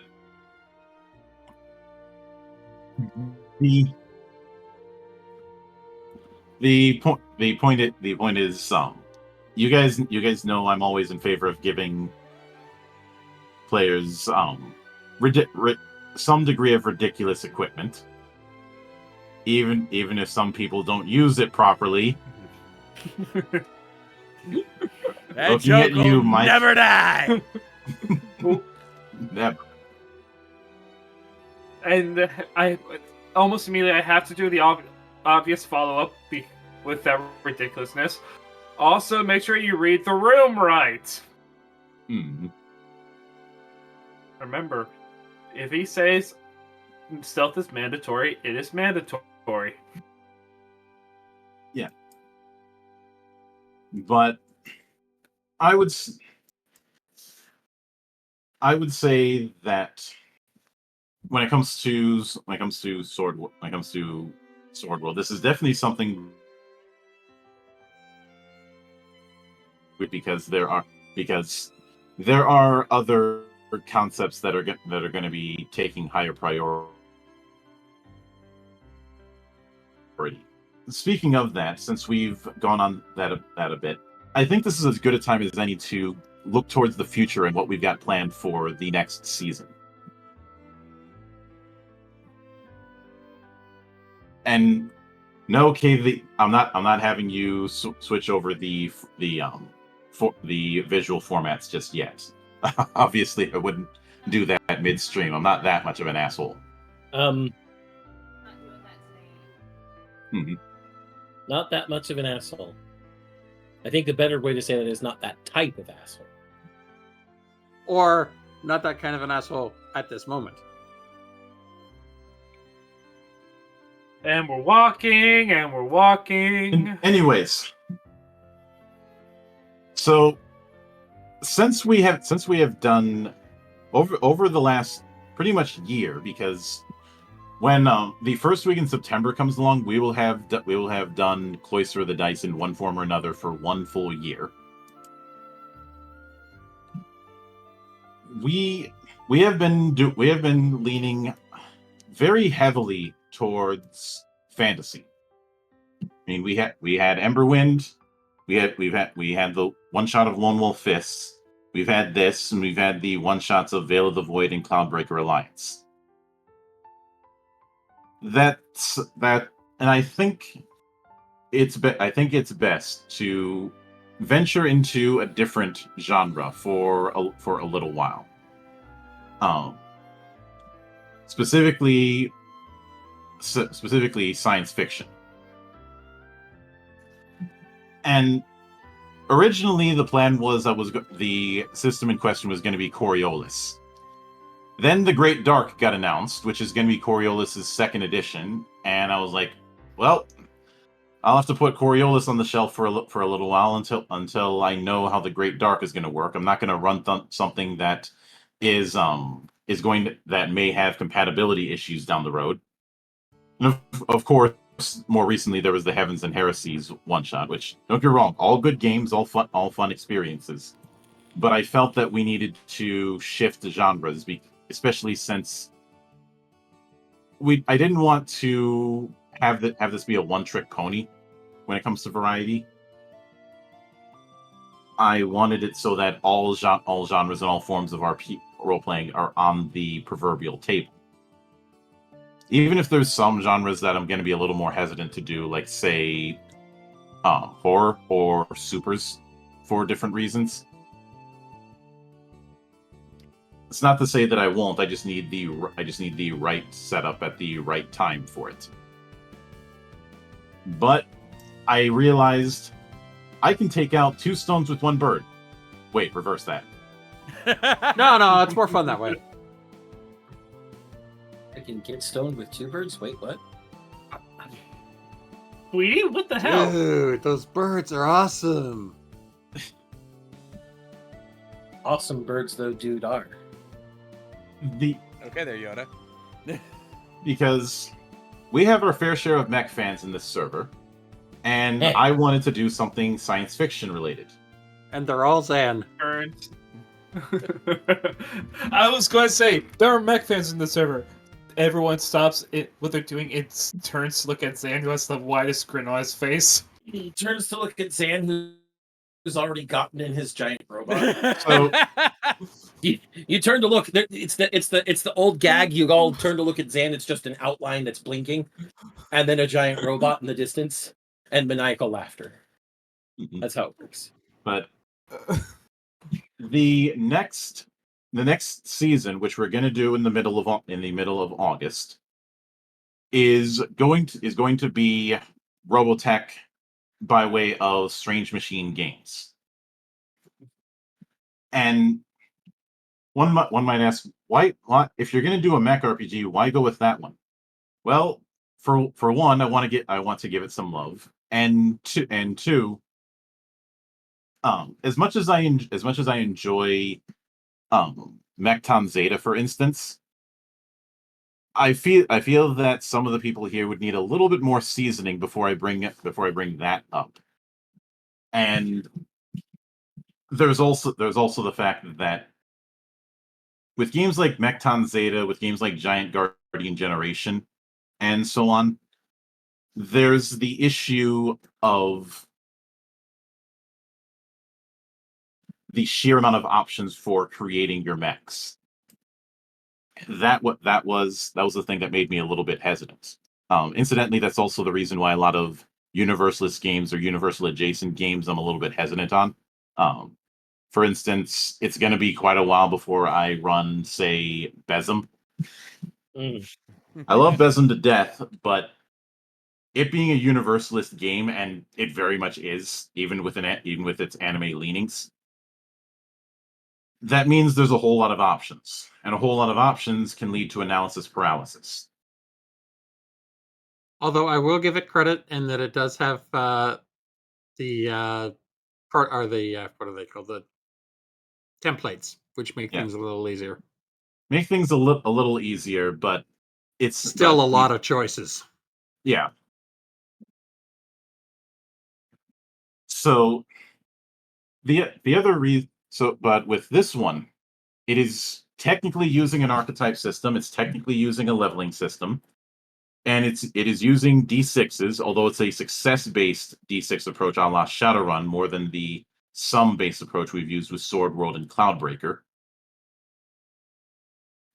And it was a way, and the more that I thought about, the more it made sense to go with that one because it ticked all of the boxes. Since we're not going to have to deal with much in the way of fantastical when it comes to Robotech, and I know somebody in the corner is saying, "What you're saying? There's nothing fantastical about the Masters or about the Invid?"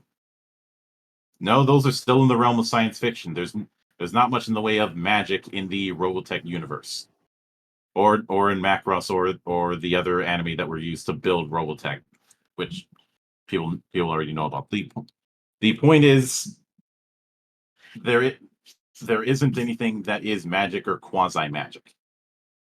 I mean, the Masters are just really, really good at genetics.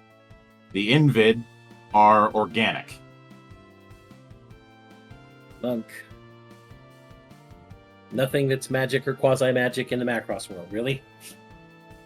At least by the fantasy standard.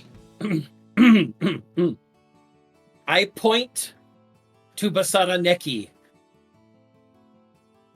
Well, we're not using Basara Neki. The Sound Forcer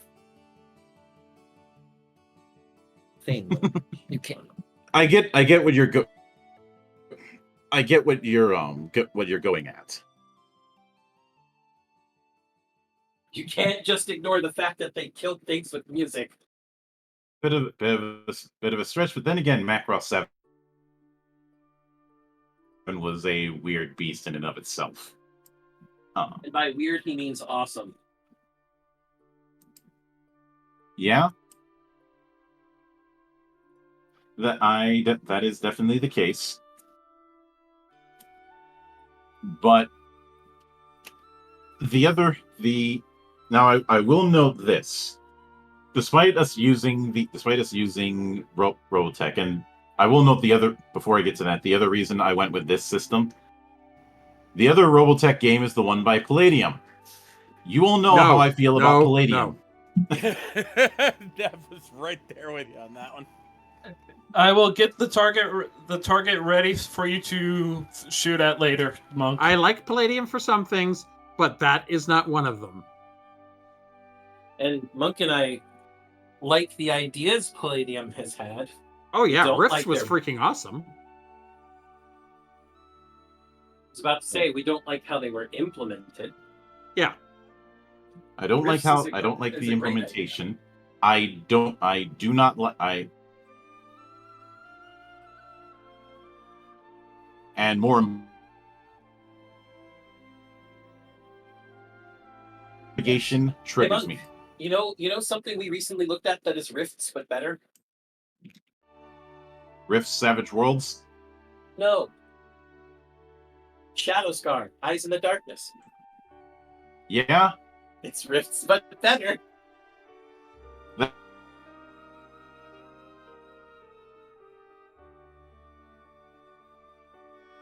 If you need to know why, go watch the Valley of the Judge stream where Zan and I talked about the quick start. It's Rifts but better. No. No. Negatory. It's on your end there. You're having audio troubles again. And the delay is insane. Like, it literally took over 15 seconds for some of your audio to come through. Like, it's weird. Sometimes it's right away. Sometimes it's literally like takes like 10 to 15 seconds for you to be heard. Well, like just now on my end, John, what you just said came through Lady K's end. Yeah, I know. Sometimes it is coming through quickly, but then there are times where I'm hearing her say it, and then like off mic, and then it takes like 15 to 20 seconds before it finally comes through on Discord. Well, I think the point that Rick was trying to make, and the point I'm going to make, John, is normally when we hear the echo between you two, you come through her mic first, then we hear you. It's now the other way around. Mm-hmm. My audio is fucking.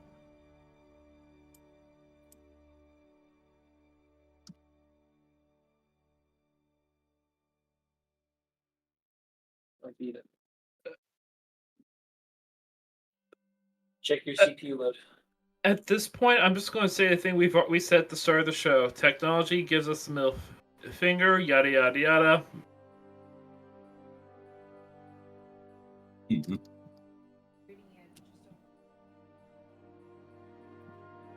RAM usage. I've got docs up, but that's about it. The I will note that the part of the sagas that we'd be using leans more into Southern Cross than in Macross. Because remember, everybody, Robotech is the unholy Frankenstein Harmony Gold made when they took 3 different series and smashed them all together. Mm-hmm. Because Mos Beata, Southern Cross, and Macross are technically not related. You said the name. Yep, I did say the name. and And we I have will to- note this because I did say it on Twitter the other day. Every episode of that upcoming season will end with me saying "fuck Harmony Gold." I think I might be joining you for that. Oh, believe me, they are getting their day in the sun on Geek Watch in the future. You know, Unfortunately, I got to pull the curtains a bit. Family stuff is coming up, among other things. So I'm going to be bowing out of this upcoming campaign. you know, Harmony Gold. You're supposed to be about harmony, not just the harm. Well, they definitely got the gold part right, because they've been wanting that from everybody. Just have them make all their stuff out of gold plastic and just wait for it to break. And I mean the gold plastic from the 90s.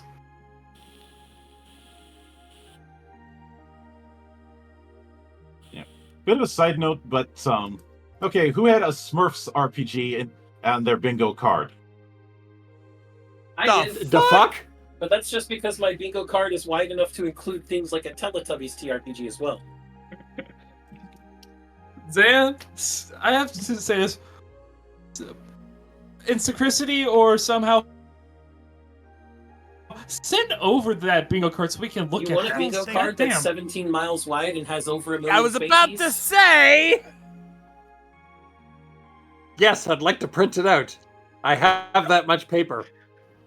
You insane bastard. Also, for the rest of you, I posted the link to the Kickstarter preview page on in Synchronicity chat. Right, don't now I've know got the how- fucking song in my head.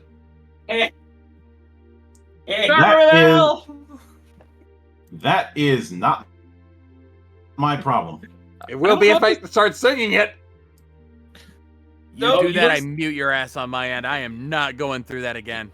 Ironically enough, it's not the Smurf song that's stuck in my head. It's the knockoff, the Snorks. I'm gonna say something. If you actively make Nomfop Monk's problem, Monk will make different things your problem. You don't want to do that. And Dragon saying everything popular in the West will get an RPG. I'm getting a little annoyed with people acting like this is some new phenomenon of IPs getting TTRPG adaptations. This is something that Basically, this is the new Rule 34. Old Rule 34. This was happening before the internet. yeah. And for You know how fuck's many sake, back in the MacBooks I day, have? the Dallas TV show had a TTRPG. And if people are gonna get annoyed or up in arms about this, then your next campaign cannot be drawing inspiration from IPs. Eh. You just got to remember, though, that SMURF stands for Secret Military Underground Resistance Force. Bonus Fuck. points if you haven't seen that. Oh my god, the Where Are the Smurfs Now? It's freaking hilarious. I was like, did I just have a stroke? No, Neff is just being Neff. Yeah. But Oh no, it's actually an old animation, and it was freaking hilarious. I Now- understand that, Neff, but you're still just being you. That's the point.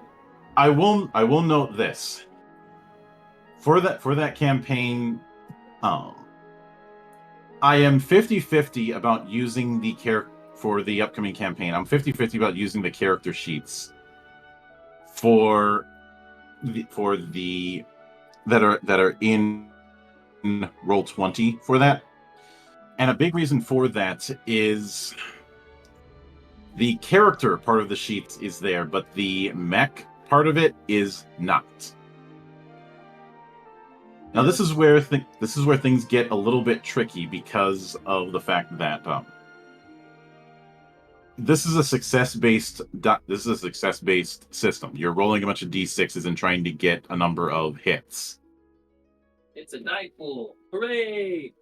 Your advantage or disadvantage tier can determine what counts as 1 or 2 successes.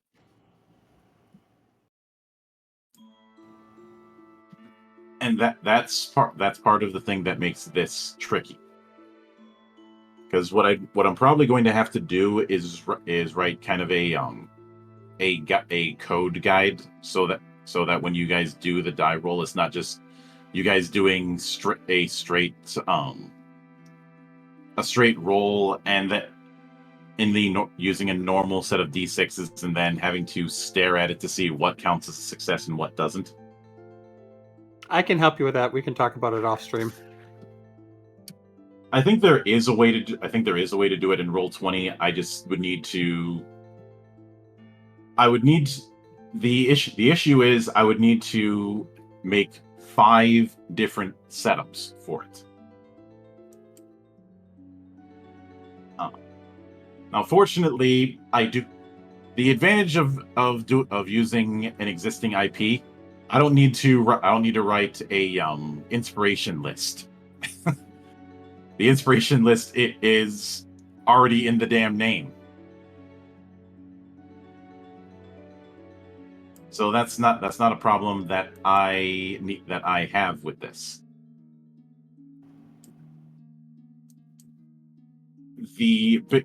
But I mean, for example, there are 3 there. This is how it works. If you're rolling normal die, 5s count as a success, 6s count as 2 successes. If you're rolling with edge, 4s now count as successes. If you're rolling with advantage, 4s count as a success, 5s and 6s count as 2. If you're rolling with hindrance, only 6 counts as 2 successes. And if you're rolling with disadvantage, 6s only count as 1 success. So we'd have to figure out a way to do that in Roll20 without using the official sheet. I mean,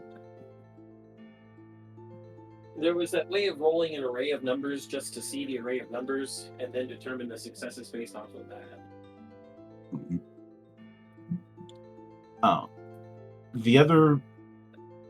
One of the other things that you guys will have to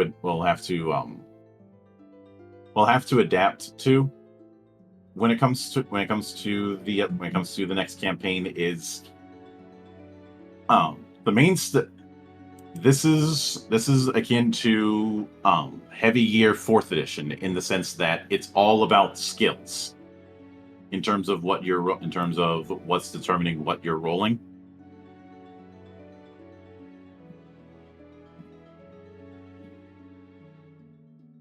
And because of that,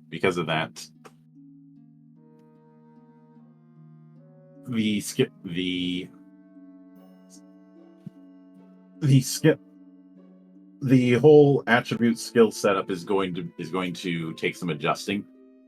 But Fortunately, with you guys, I unlike some tables, I don't have to deal with people who try and force um try and force a given game into playing like more ubiquitous ones. John, a bit of a pet peeve I've had over the years is people exaggerating how hard it is to learn a new system. That's because you from the start have never really put us to play that game. We've always played everything. We played everything. I think with only once we've even dabbled in D&D for like a one shot. We never have, or we've never actually played. We played all these different systems, so we've never gotten so comfortable with one system that that's all we know, which has probably helped us out a lot. So it's like, okay, new system, let's learn how this one works. Instead of, all right, well, we've played this one all our lives. I don't know if we're going to be able to learn this new set of rules. It's just, it doesn't work that way for us. It's a good mindset for us to have, is that we're not too accustomed to one thing. Oh. I've seen people put more effort into excuses to not learn other systems, while at the same time lamenting the current state of the system that they are using, or just doing this half-seas of I'd want to try other systems, but I'm like, stop with the buts. I don't want to hear buts again unless I'm listening to Sir Mix-a-Lot. I don't want to hear butts unless I'm listening to a couple of good songs about butts.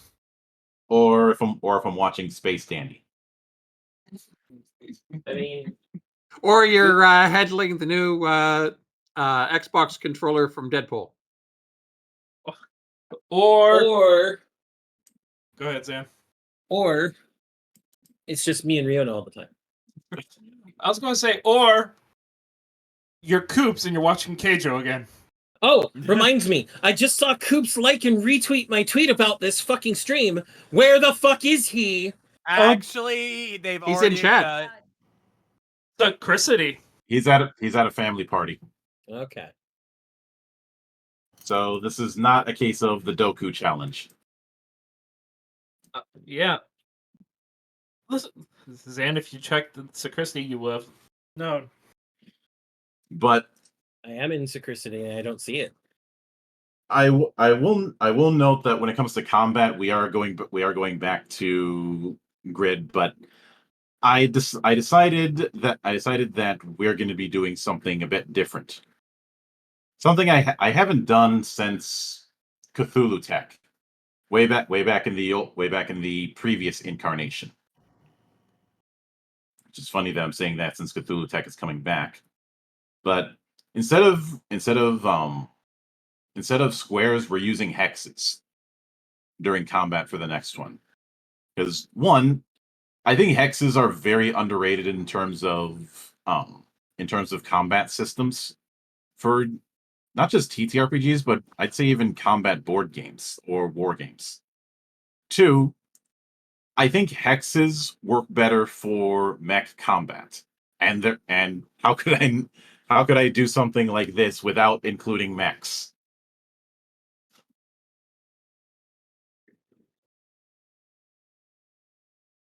And just as an illustration of what I mean, trying to think of a video game example that's using a tactile map but uses hexes instead of squares. And I could bring up BattleTech, but I think that's a little too easy.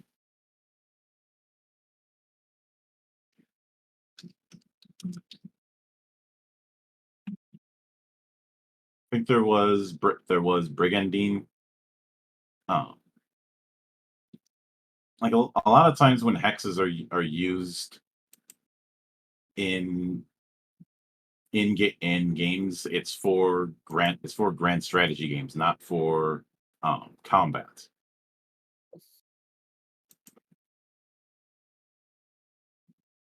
Or it's for more exploration like affairs.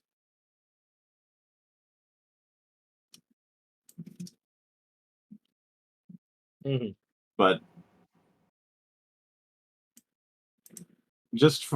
actually, I'd say one of the biggest examples would be show of hands. Who has played or is familiar with HeroScape? That one, no. But I'm showing you guys an example of hex maps. Obviously, Neff and Zan are going to be familiar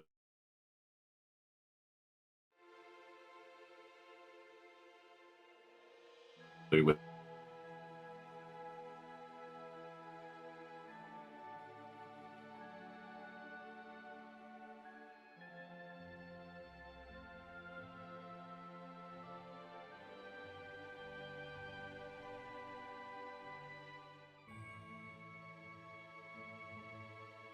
It already, but for using Max, that means we're inevitably going to be using Veritex. How is that going to be handled? I'm like, it's gonna be the Mac version of each when it comes to the mini on Roll20. I don't think there's a feasible way to even have a visual version of that switching.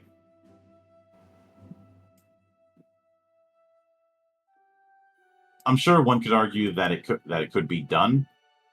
I just don't think if we were in person, I was using a physical battle map. That kind of thing, I could see myself using, giving everybody like 3 different minis for if they had a full scale Veritech. Like the famous Valkyrie series. But that's not an option we have, and I have to play with the hand that we are dealt. But with that one, the story that I have in mind is going to be 8 chapters. I don't think it's going to be as long as Aboard the Magic Railroad was, but it is going to be of decent length. I have a feeling we'll be done with it before the end of the year. We'll probably be done with it by the time the snow hits. And of course, next week we do have our usual one-shot affairs, and we will be doing Archelon Chronicles by Wendigo Workshop. And yes, this is another one where it's a game that I've done an interview about in the past.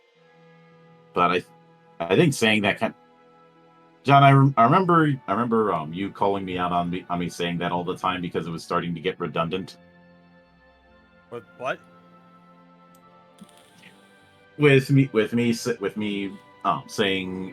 putting in disclosure that I've interviewed the developer of a given game in the past. Yeah, I mean, with how many interviews you've done at this point, who haven't you talked to yet? Plenty of people, but that's beside the point. Well, sure, you get my point, though. Yeah. Yes. Speaking of which, that playlist is getting close to 900. God damn! Hence Not my surprising. point. Well, then also, how long have you been doing this? What, 10 years? Doing the channel, almost 10 years. Interviews, 5.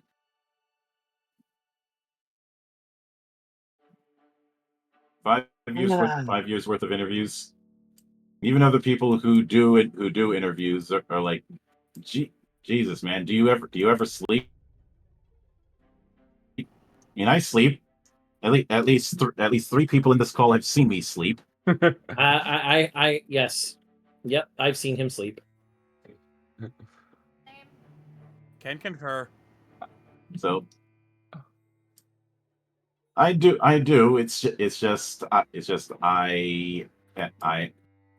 have enough of a workaholic that these guys need to occasionally bully me into taking a vacation.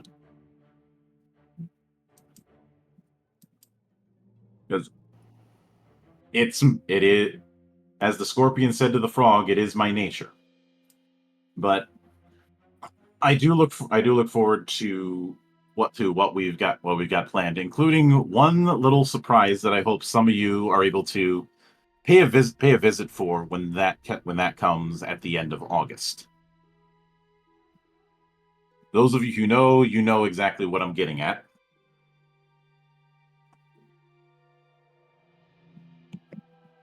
And of course, we will have a newcomer come next month. Someone who, in hindsight, I probably should have onboarded for these shenanigans earlier than I did. But I hope you all look forward to what we've got coming down the pipe. So, until then, on behalf of the good brothers present and not present, my name is Mildra. I am your gaming monk. Stay fucking frosty, everybody.